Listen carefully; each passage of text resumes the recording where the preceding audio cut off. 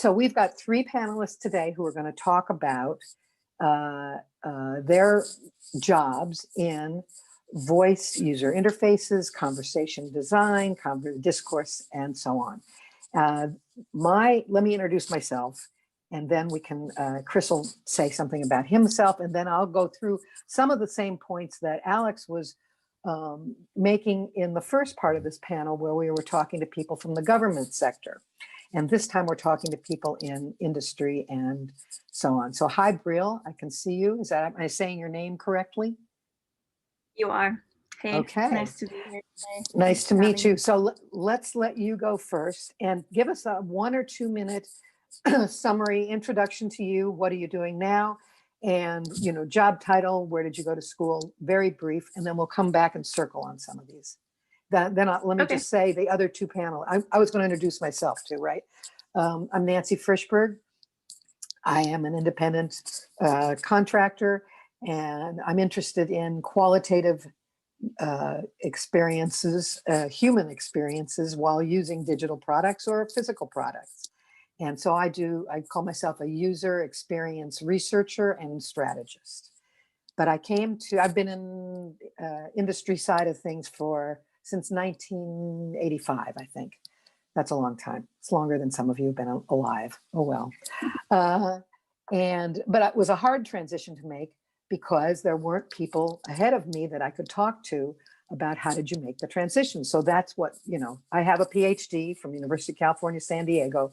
I was the first PhD in sign languages, and let me not let that hijack the rest of the conversation. I think in a group of linguists, we can all accept that it's a real thing. And let me say for Chris, do you want to get on and say a quick hello and introduce yourself? Sure. Yeah. My name is Chris Stewart. I work at Google as an analytical linguist in a team that does human computation, doing mostly automated analysis of large data sets that are annotated by humans, raters across the world. I previously worked as a senior data scientist and a voice engineer at Nuance Communications. And yeah, PhD in French linguistics from the University of Illinois in 2009, and had a tenure track job, left the tenure track, and have been in industry ever since. And I should mention that even though neither Chris nor I mentioned it earlier, both of us do coaching privately outside of our regular jobs for people who are trying to make career transitions, especially out of academia. So that's the commercial, that's over. All right, now to our panelists. Brielle, please talk to us about you. Sure. So I am I'm head of product at Botmock. I'll get into that a little bit more later. Okay. I got 2 undergrad degrees from the University of Colorado at Boulder. One was in linguistics, which was really kind of an afterthought, and one was in neuroscience, really with the intention of going to medical school after. I grew up in a family that was very STEM oriented, and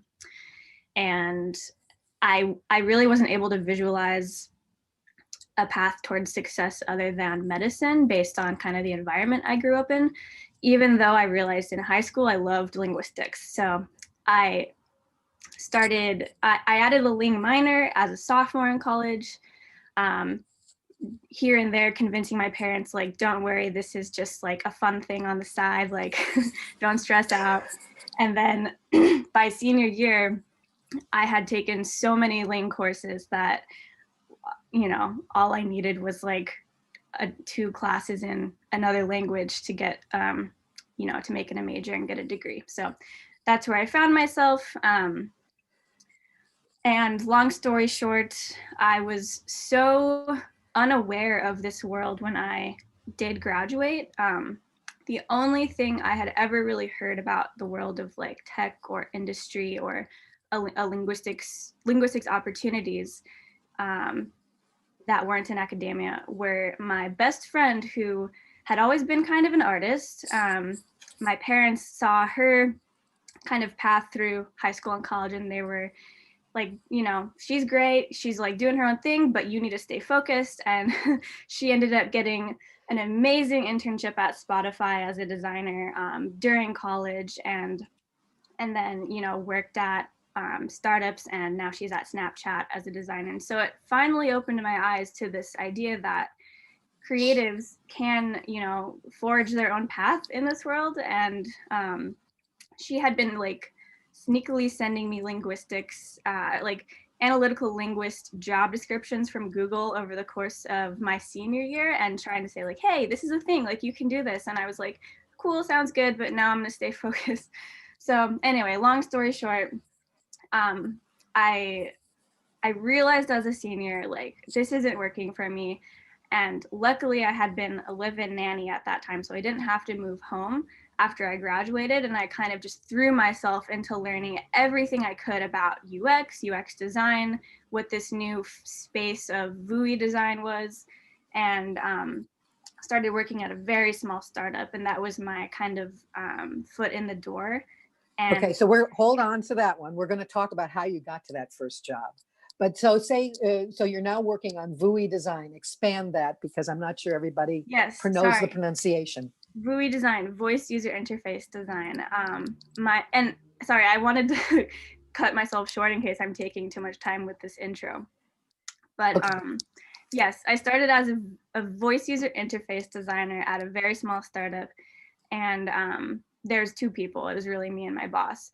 So that was my first realization that, you know, this world of startups exists, and, you know, really starting to finally reach out. And I actually had reached out to Anne during that summer, asking her like, hey, what do you do? I'm really just trying to find people that are in this world. And because I don't really know what it means to be an analytical linguist at Google. I don't really know what it means to be like this in the real world. So I was okay, that's a great segue where we can get a quick introduction to Anne and come back to you. Perfect. How about that?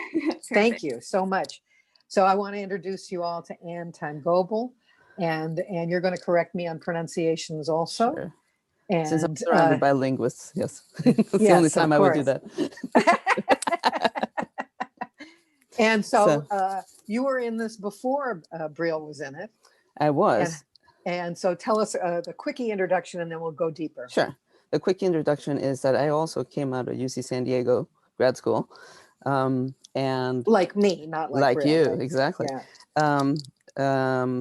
But we did not overlap. Because I'm so old. Yeah. I'm not spring chicken either.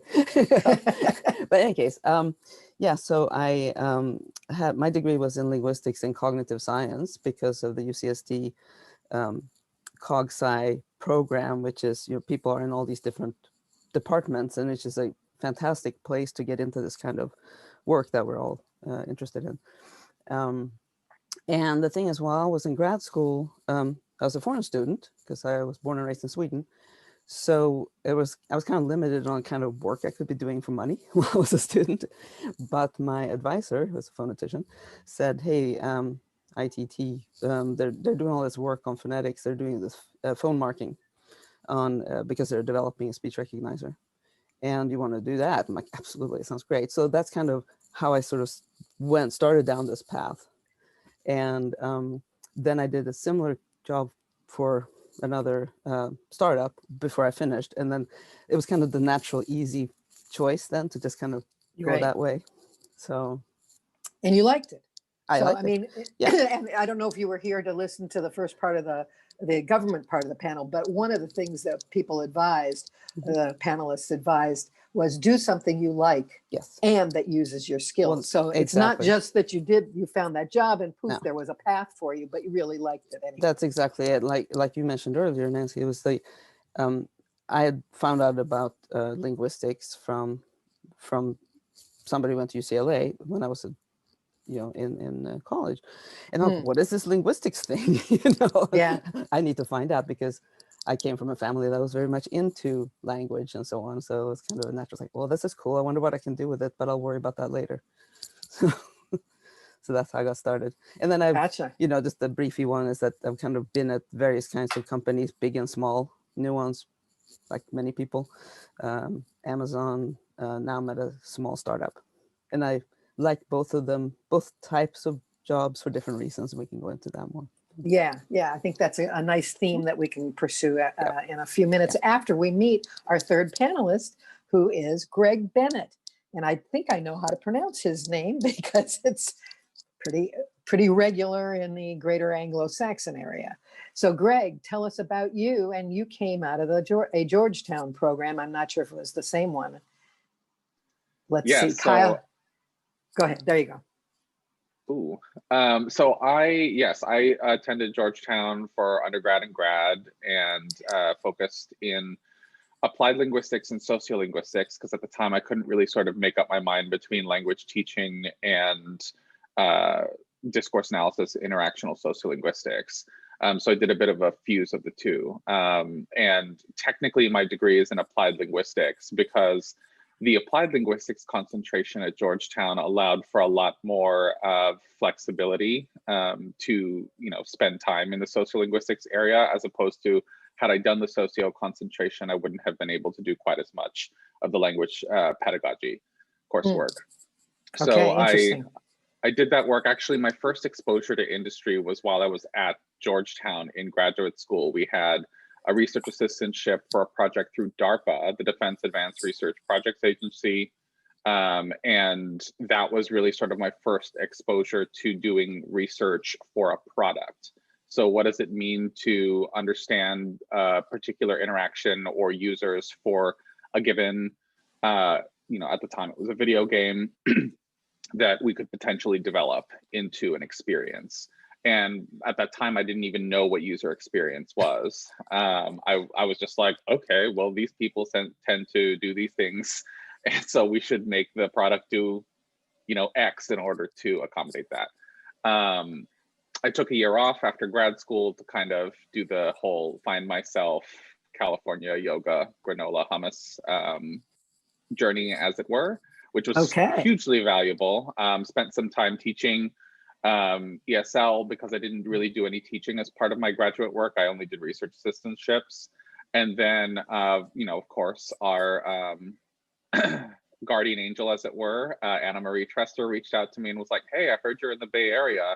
Microsoft is looking for a researcher who knows something about conversation and ethnography. And I was like, Microsoft knows what those things are and cares to hire somebody who specializes in that? So I was like, sure, why not? And at the time, I didn't even have a resume. I just had my CV, and the email actually had come from you, Nancy, that you had sent the email to Anna.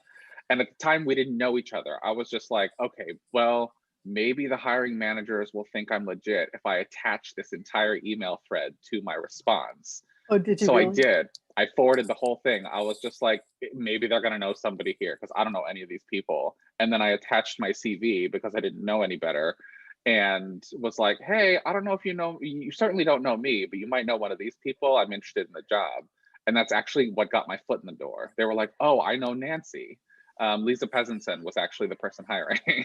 So, and all they did was read maybe the first page of my CV. So of course, they didn't know anything about what I did, because the first page of your CV is just where you went to school, right? And so when I got in the interview room, that's when I found out it was the project they were working on was Cortana. They did offer me the role after I explained to them the kind of work that I did at DARPA. And once I got in the role, that's when I had the great fortune of working with Lisa Peasantson, who took me under her wing and taught me what UX was. And once I figured out what user experience was, that's when I realized, okay, actually the jump from sociolinguistic research to user experience research actually is not that far. It's just a matter of figuring out what user experience calls these research methods instead of sociolinguistics. And at that point, that's when, Nancy, I sought you out and had a Right, we had lunch.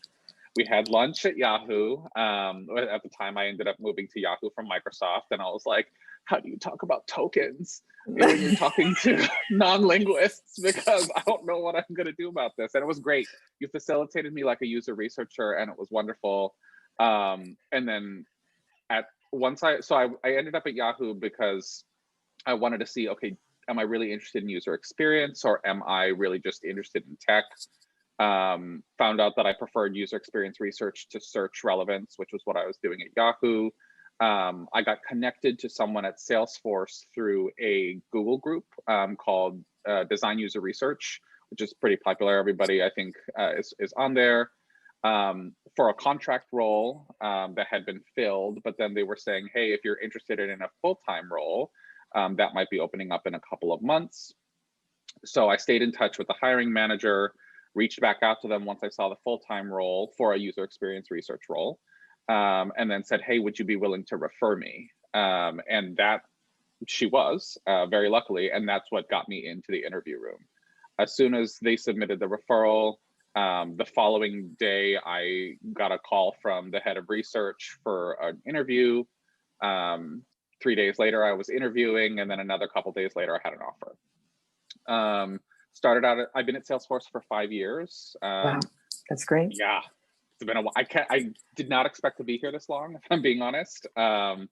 I started out as a user experience researcher working on the flagship Sales Cloud product. And the entire time I was working on research for their AI products, which at the time were more fledgling.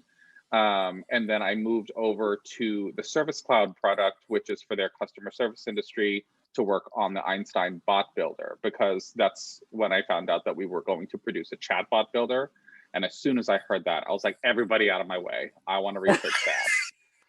All right, I'm here to help. Right? Yes, and that's but I'm when not I started. From the government. I'm from Salesforce. Yes, exactly. And that's when I started moonlighting as a conversation designer, offering because everyone on that team really wanted advice, like how long should the pause between turns be, or how do we organize the intents, or how do we frame the conversation? And I'm like, A, I can't believe you're using these words. B, I can absolutely help. And C, let's go. So I did that for, I think, 2.5 years until the demand for conversation design resources, like actual design assets, really hit a fever pitch. And I sort of seized that moment to essentially found Salesforce's first official conversation design department. And so now I run that. That's very fun. And how many conversations, do you have anybody reporting to you, or are you a loose matrix of people? I'm sorry, I'm going on beyond this intro thing. And Sure. So let's hold that question for just a minute, because I want to draw attention to a couple of themes. And Kyle, if we can have all 3 people on with me at the same time, can you highlight all 3? And then we can go back and forth and have more like a real conversation. And Kyle doesn't have to do so much work. I don't know if he's even listening, but we can hope. I'm hearing 2 themes that I know we want to come back to besides the content of your actual day-to-day work. And I'm talking to all 3, Brielle and Anne and Greg. And that is this business about startups versus big companies.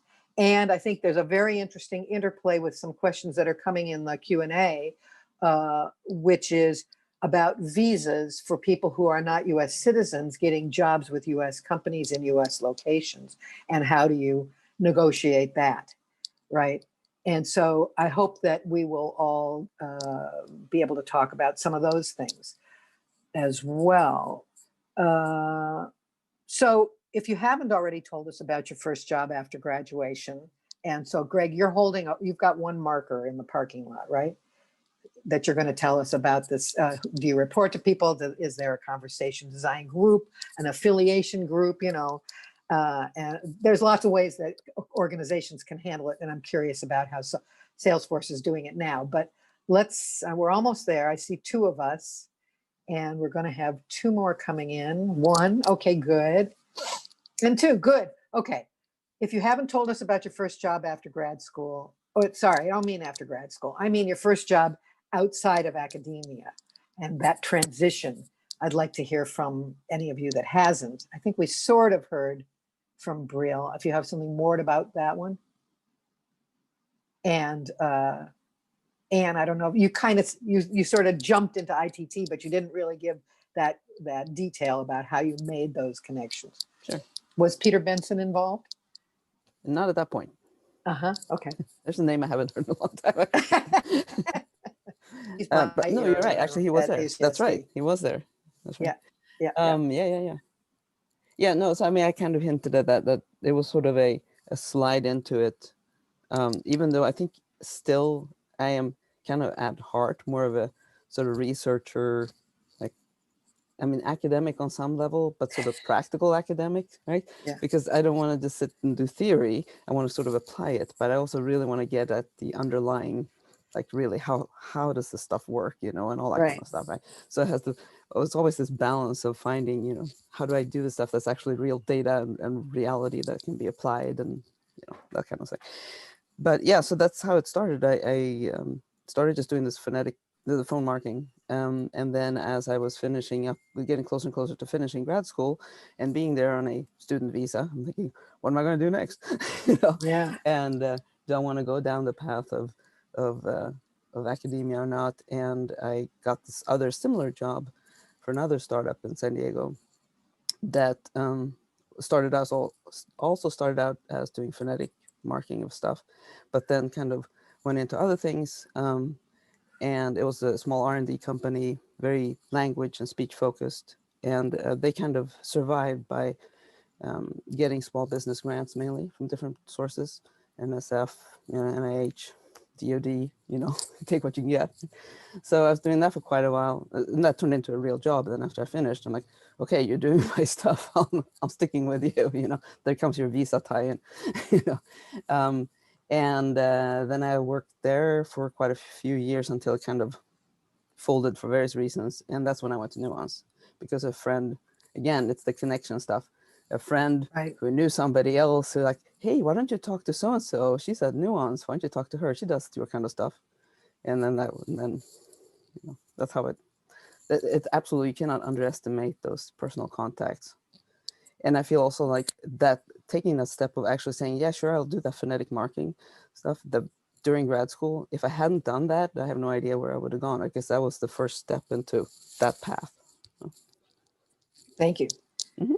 Okay. Does anybody else want to say more about their initiation into the world of non-academic work? You're okay. Okay, trying initiation stuff.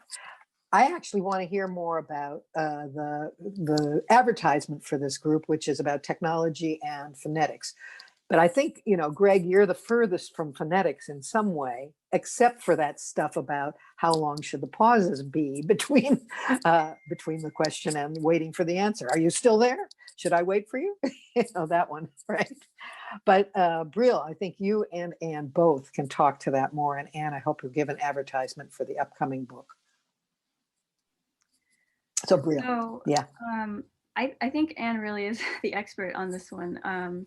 I don't have any advanced degrees, so everything I know about linguistics, I was trying to pack in college between pre-med coursework and neuroscience.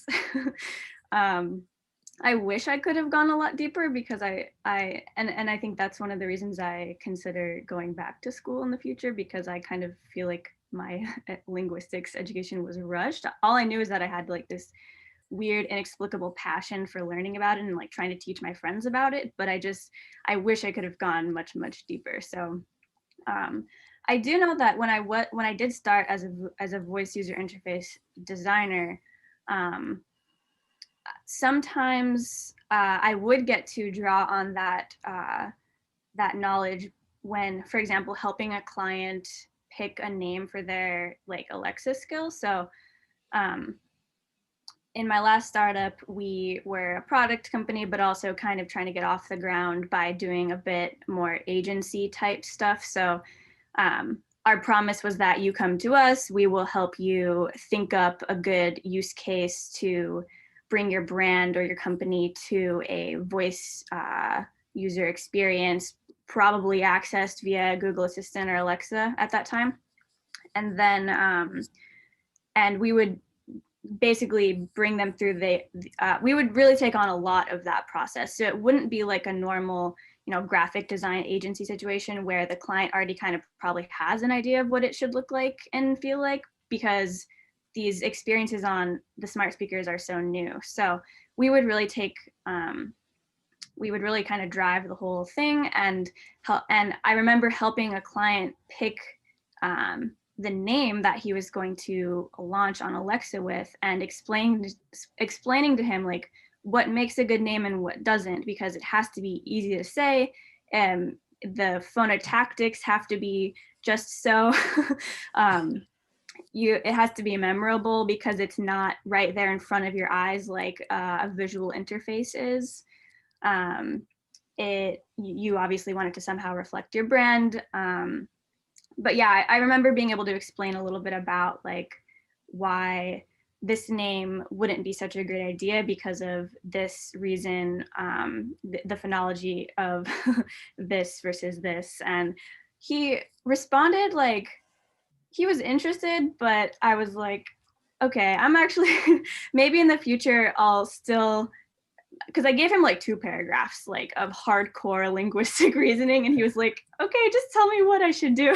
So from then on, I was like, I'll just think about it on my own, and then I'll sort of give like the 2-sentence reasoning from now on. But you know you can back it up with all kinds of other stuff if anybody exactly. tries to right. Yeah. Right. If they push back, we've got the rationale. Right. Great answer. Thank you. I appreciate it. And tell us more about your stuff and about the content of your work in the past few years. Sure. So of course, what you see, and you're probably, if you're around people doing this stuff at all, you see a lot of people who come through the nuance doors, because we like to refer to as the nuance mafia. We kind of tend to stay in touch and we show up all over the place, right? Because the thing is, nuance was and is a place that, of course, does work for call center, phone stuff, and the things that people love to hate, right? Which is far from the press or say one that people like to point to, which is just, if you do that, you just have other problems, right? That is not what good VUI design is about for those things or anything else, right? But the thing is about working in that space is that we were kind of limited in many ways. And I'm very glad that I went through that, because when I started, it was a small company, and which means everybody kind of had their fingers in a lot of things. So I got a lot broader experience than people even who started there a few years after I did got a chance to do, like writing grammars and things like that, which is really cool, because as somebody who's interested in linguistics, right, you see exactly what happens. It makes you understand, you have to think about both what the user does, what's easy and hard for the user, and what's easy and hard for the computer, and how do you get these to talk to each other, right, in ways that work for everybody. Right? And in a way, it was actually easier back then than it is now, when some of the technology is further ahead. I mean, in terms of recognition and things like that, but most people don't get the opportunity to get that close to actually messing with the details, right? So, then so I went from there. After many years, I went to Amazon Lab 126 before Alexa came out. So I was working on things related to that. And then I got lured away to another startup. It's like went to small to big to small. Because I really do like... I call that my yo-yo career. I do that exactly, too. Right? Tiny little company, big exactly. company. Yeah. Exactly. And they're, like we mentioned, the pros and cons of both. I kind of like the smaller companies because of the opportunity. If you're working with the right people, you have a chance to make more of an impact sometimes. And again, you get closer to the details of the, where you can mess with stuff. But that's not always true, right? So, I mean, it all depends on the details. But I went to a place where we were doing a multimodal app for helping people prepare for medical procedures. And but it had, a speech component to it, and brought up some really interesting questions linguistically in terms of what do you do, especially in a field like health, right? I mean, now you can't just say, oh, oops, I gave you the wrong song, right? Oops, I gave you the wrong medical advice. Oh, darn, right? I mean, that just doesn't gonna fly. So it's a whole different level of tricky to do it then. And how do you confirm that you actually heard the right thing and you're still being helpful? And sometimes you might have, other forces in play that, it's like, well, business rules, blah, blah, blah, that's always a fun one. But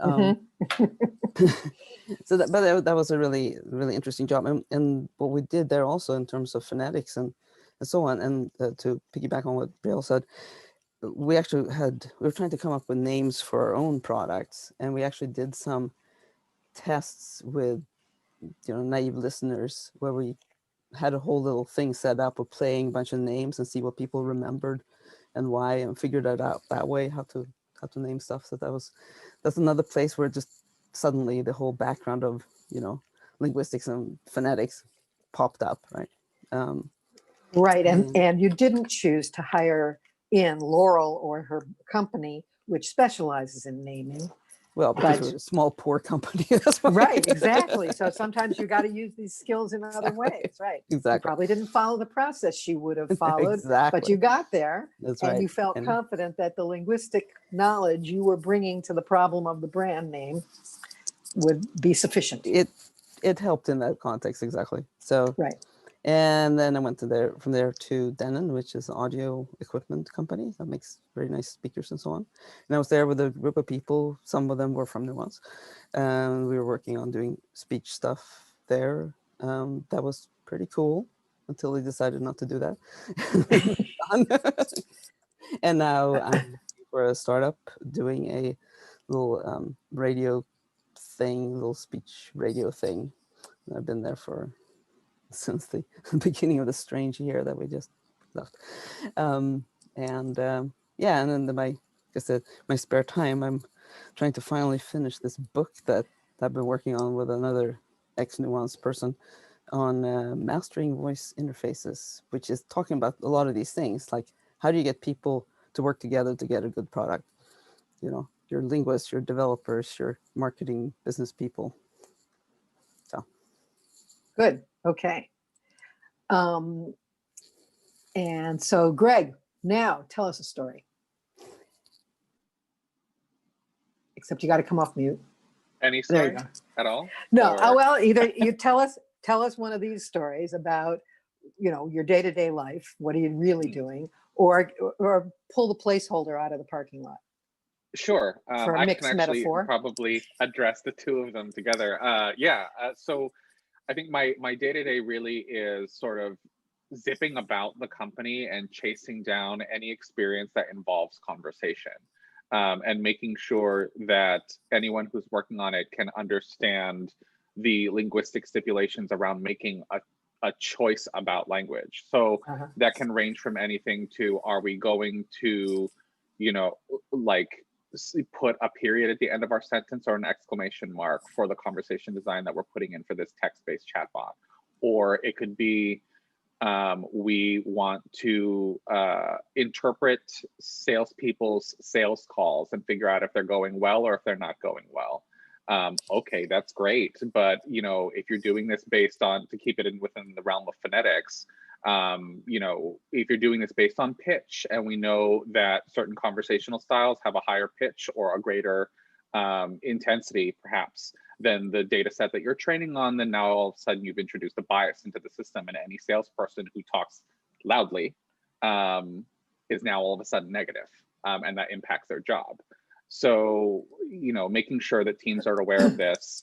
I'm not a phonetician, but I do know just enough phonetics to be dangerous and to be a real pain in the you-know-what for our engineers and data scientists, whereby I've gotten in lengthy arguments in front of executives where I will, where I will go to bat for the sake of, you know, phonetics, where I'm like, I'm sorry, but just because, and really, I think from the angle of sociophonetics, again, I'm not a sociophonetician, and I do think sociophoneticians are a real value add to this space. So if you are a sociophonetician, I highly encourage you to think through moving into this space, or the intersection of voice or conversation design and ethics. Ethics is the hot word they like to use in the industry. I hate it, but because I don't think it's accurate, but that's what they like to use for you know, equity and equality.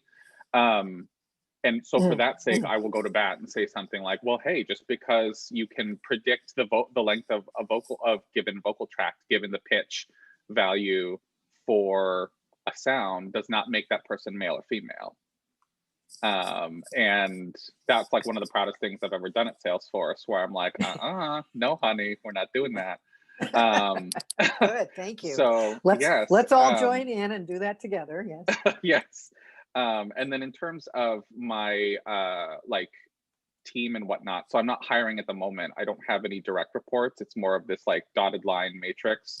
And by dotted line, I mean that person, the other people who work in relation to conversation design with me now have direct managers who are not me, but that their work very much is in line with my space. So I'm hoping to kind of grow that over the next year in hopes to actually like hire direct reports and grow that team. Cool. That sounds great. Let's see. We've got, I think, a representative of each. So I think that I don't know whether we have to talk about this at all. That is, we have one person who got 2 bachelors, one person who got a master's, and one person with a PhD. And that was one of the questions that had come up earlier is, do I need a PhD? Do I need an advanced degree? And part of what I always say to people is, if you want to go to grad school, go because you want to learn something. And if you know what you want to learn, even better. But don't go to grad school, and especially don't pay your own money unless you really want to do it. And I think Brielle can speak to this, that you've gotten lots of influence in the field, not because of your degree, but because of your actions and your ability to draw a group together. So talk about your Women in Voice group that people may want to hear about. Oh, okay, sure. So yeah, funny story actually. When I was a junior, or in the middle of my kind of like senior year crisis about like, am I going to med school? Am I gonna like not go to med school? Like, what the heck? This is what I've been planning my whole life. I very hurriedly got in my application for a kind of like, it was a program that could help me get a master's in linguistics with 1 more year of school. Okay. And I really, really, really wanted this. And I felt like it was the right thing to do because it kind of would give me that 1 more year to really figure out if there was a world out there that I could apply my skills in and like a possible career. So I wouldn't have to just start studying for the MCAT right afterwards. So I got rejected from that. And I'm so glad I did, because it just forced me to have this reckoning a little bit earlier. And now when I like, with a couple years under my belt from working, I know so much more clearly what I would want to like go back to school for, because there's all these things that I just wish I knew so much more about, and that would help me with my job. And honestly, I'm learning more every day about other stuff too. Like over the last month, my co-founder asked me to join our company as a late co-founder, which blew my mind. And I'm so honored to be, in this position. And it made me realize that I really do love this kind of startup world that I'm in as well. Like, it's a whole other side to things that I had never even anticipated. So I love this entrepreneurship thing, and I love, business, and it's also interesting. And I'm still doing, I'm still working with language on a day-to-day basis, but it just opened my eyes to this whole other world as well. So in terms of like the degree, I know now if I go back to school in a few years what I'd want to do. And when I graduated, like I said, I was living as I had my living situation figured out. I was working part-time as a live-in nanny. And then that freed up my other time to really like go all in on finding some kind of internship or a job where I could just get a bit more experience in this field. And like Greg said, I had also never even heard of what user experience was. So I just, for those first couple of months, I like read every Medium article I could get my hands on. I reached out to people. I probably talked to 50 to 60 people in that summer just to ask them like what they do and how they started to do it. And without asking them for a job, right? No.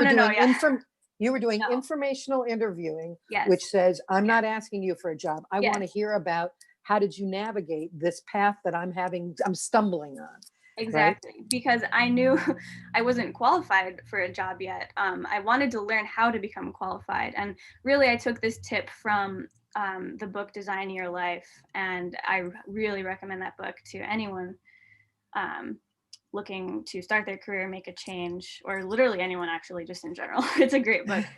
But yeah, just reaching out and trying to create stuff. So that's one thing that I realized was so different about this world versus academia was in academia, you really need a lot of experience, you need the credentials, you need, like, I had worked in a neuroscience lab and I saw the ladder. Like, I was like, okay, we've got this, the head of the lab, she's like the queen bee, nobody can question her, she's got all this experience and she's like the final word on everything. And then there was the grad student that I was under, and the grad student was like, you know, like we would look up to her, and because she was, you know, like she was finishing up, and it was just this whole, like, you had no basis to really contribute unless you had already put in the work, put in the time, put in the hours, written all kinds of papers. And when I started my first job, my boss, he was like, no, you need to start writing because you have interesting ideas and you just need to put them on Twitter. You need to put them on LinkedIn. You need to get a Twitter first off, because I wasn't really a social media person. And I was really just using LinkedIn to find people, not like put anything onto LinkedIn. Right. I didn't want to, like, I don't like that whole, I didn't like the idea of any of that. But he was the one really pushing me, and he said, you need to use this time to write and read, but really put your work out. And then, and from there, I was just so grateful to have this opportunity to learn, speak at conferences. He pushed me to apply to speak at a lot of conferences, even though I was like, who am I to be speaking at conferences? And he was like, no, there are no true experts in the discipline of smart speaker voice design at this moment in time, because it's so new and you already have a background in thinking about it. So whatever you submit will be of value to someone. And it just blew my mind that, like, people would actually listen to me without me having put in the time or the work necessarily.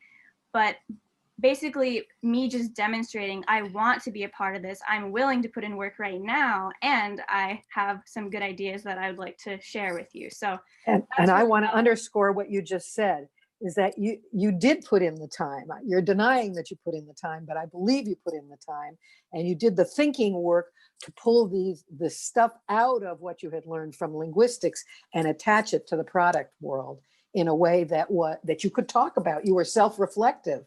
So whatever you're self-reflective about is useful, because that's the basis for an interesting conversation with somebody else. So thank you, Brielle. That was great. I like hearing about that. no worries. Next, who wants to ask ask each other some questions, and then we're going to get to more of these questions from the audience. And I know that a lot of people are on some of very mechanical things about how do I find I say mechanical. How do you find an internship?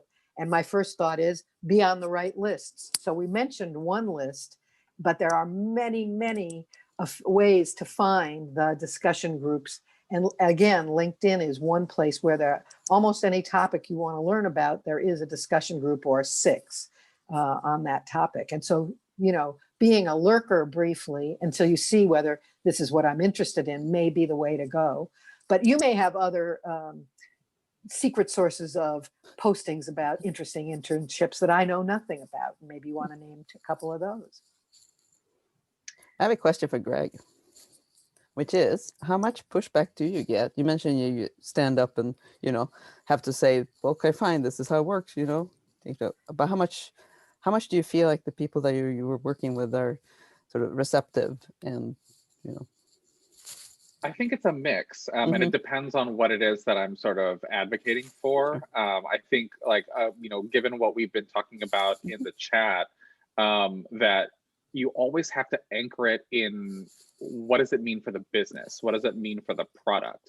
So when it came to, for example, the push that I was making regarding gender and pitch, I essentially said, look, if we do this and overly ascribe a gender to a given pitch, then we run the risk of misgendering the user And here's what it means for the user experience. It means that potentially the voice assistant, back when we were working on voice, Salesforce is not working on voice at the moment, but back when we were, I said, like, this could potentially make it a huge usability issue. Also, what does it get us? Why do we need to know their gender? What are we going to do with that information? Also, if we misgender somebody, hey, guess what? Marketing and PR, I don't want to be you, because you're going to have your Investor job. relations. Yep. Let's talk Exactly. about investor relations. Exactly. This could hit us in a really bad way for the optics of the business. And we could potentially not just lose business, but hurt our overall brand. And I know that at Salesforce, brand is extremely important. So making sure to kind of anchor it in those values for the business, so that way they can go, oh, shoot. And I'm like, yeah, so you might want to listen to what I want to say, as opposed to something like for chat, where it's like, okay, I think probably the biggest argument I got into over chat was whether or not our conversation design should spell all right with 2 words or 1 word. And I'm Wow. like, first of all, people, spelling is a farce. Second of all, if you're going to impose your fascist spelling ideas upon me, then you better think twice about how I'm going to respond. Because I basically was saying, like, look, I get that all right as 2 words makes sense. That's how I spell it too, but that's not conversational, not how our users do it. And if we want to essentially evoke a particular experience or strike this type of tone with the experience, then we should make it 1 word. So again, trying to sort of anchor it in, what does this mean for the experience? What does it mean for the product? What does it mean for the business? Whether that is, this is what users could potentially react to. They might think that Salesforce is stuffy. Do we want that? No. Or this might be a brand issue. Like, is it going to potentially impact our bottom line, like the money that we could make? Is it going to bring bad marketing or bad press to the company? All of those, I think, are great levers to pull to anchor your recommendations. Great. So I see in the chat there's a really active conversation about internships, and there's also several questions in the Q&A about visas. So I think we should definitely address both of those things. Anybody want to start with? I'll give a quickie opinion about visas, and that is in the book, What Color is Your Parachute, and the website, which is if you don't know about it already because you've been in academia with blinders on, I suggest you look at the website and potentially pick up the book. It's been in print for 40 years and is revised every year, so it's not old news. It's just the principles keep getting updated with the new technology, and they bring in the technology in. But informational interview, what's a resume look like? How do you write a cover letter? How do you create what they call, some places call it a success group or an accountability group?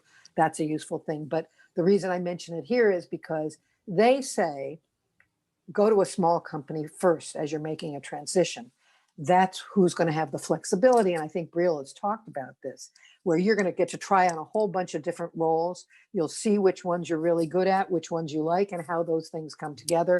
And that will help you to decide what you want to do next. But at least it gives you a foot in the door. However, if you are not a US citizen and you're trying to get a job at a US startup, they will not have anybody to help you with visa stuff. They don't have that kind of infrastructure yet. And so you're going to need to find people in a visa situation for US employment are going to need to find a company that's large enough that they've got people in the support staff, HR staff, who specialize in that and will help guide you and defend your visa status with regard to employment. So that's my quick answer to the visa situation. But I welcome other points of view and elaborations, and talk about internships. And no, not all internships require that you have a PhD. Have you hired interns? Any of you here? Yes. Yes. Yes. Okay. Well, so what Yes. kinds of interns did you hire? Well, I mentioned this in the chat briefly, but we, at my current startup, we've hired interns that are in high school, in college, and beyond. So we, as a startup, a very small startup, we're 5 people, now 6 people actually. We don't have the ability to be super picky. And in fact, we really, really want people that are generalists versus specialists, because in a team of 5 or 6, you have to be able to have every teammate thinking about the whole company as, you know, how does my role interact with yours? How do I affect their role? And so yeah, I would say, like, I've always really been a generalist because I love doing a lot of different things and learning about a lot of different things. And that, I think, when I did interview at more corporate companies, I could tell that that's a skill I really needed to, I could tell that creating a better narrative about myself was a skill I really had to develop, because I was like, I can do product marketing, I can do product management, I'm a linguist too. Here I am. And they were like, who the heck, who are you? Like, what? We don't believe you can do any of this because you're saying you can do everything. And I totally get why they would think that. So for me personally, that's a big takeaway I got from interviewing at corporate places. But at a startup, we really look for people that are like that, because we want them to be so interested and passionate about everything, really, and be able to do a lot of different stuff. Right. Cool. Okay, we're getting close to the end of our time. Excuse me. And I'm going to ask if you have any last minute things that I didn't ask you about or hasn't been brought up in the chat yet that you definitely want to communicate with the audience. We've got like 70 people in our audience. We're so excited that everybody's been finding out about the activities of the Linguistics Beyond Academia, SIG. So happy to have your closing comments, folks. I would really piggyback on encouraging people to reach out to other linguists that have jobs that are similar to what you might be interested in, because like Brielle sort of hinted at, you know, like she reached out to me, and, you know, anytime, I don't know about other, you know, subjects and backgrounds, but certainly I've never seen a linguist in this field who says, oh, some linguist I never heard of tried to talk to me and I don't want to, right? No, not at all. Like, yes, come talk to me, right? Absolutely. So do that, because that is it's invaluable. You definitely should do that. And that's how you find out about what's going on and who knows who and who can recommend what you look at next. Right. I completely agree with that. I think, yes, definitely reach out, network, but also I think like the biggest thing for me that I notice when I talk to linguists who are currently in academia is I get a sense of, I don't know, like unsureness, or maybe I'm not qualified, or this isn't for me, or I'm not like 100% a fit or whatever. And I would say, I think it's easy, I think, within the academy to get a sense of if you haven't established maybe a strong, reputation for a certain thing already, or you haven't uncovered absolutely every single rock like we're trained to do when we write a research paper, and acknowledge every little thing that maybe is outside of the scope of whatever we've researched, that I think lends itself to thinking, oh, well, then I'm not qualified to speak on this thing. And I would say, like, definitely set that aside. You are absolutely an expert in whatever it is that you do. And there's always going to be someone who knows maybe more than you or more than, your peers or whatever. But that might not be the case when you go into an interview room. You know what I mean? Like when I sit in a room full of other technologists, I'm not a phonetician, no, but I am the person in the room who knows the most about the intersection of phonetics, society, and technology in that room. I may not be the most expert person out there. There's certainly sociophoneticians where I'm like, well, shoot, I don't know anything about, pick your particular variant that you want to talk about and have written a dissertation about. No, I don't know any about those things, but I do know enough to be able to guide the product in the direction of our users. So think about yourself as an expert. And if you're not comfortable with that, then just put it on a shelf for a moment and just talk to the people, and it will come out to them that you're an expert. But like, yeah, own it. You know what you're talking about. You certainly know more than the people who you're interviewing with. And I think if you lead with, what does this mean for your business? What does this mean for your product? And then you can sort of sneak in little explanations about how that this could potentially result in a positive or negative thing for those aspects, then yes, that makes you an expert. Fabulous. Thank you. And I'm seeing a lot of +1s on the chat with regard to many of your comments here, not just Greg, but the whole group. So I want to thank you all for coming together. And I want to remind the audience that we picked a very narrow segment of technology and linguistics to be able to focus on one theme among people who have similar but not identical jobs and domains. We could have picked psycholinguistics. We could have picked 16 other specializations within linguistics and found you 3 or 4 people who could talk to how a linguist plays well with game development or with learning applications or designing video systems like Zoom.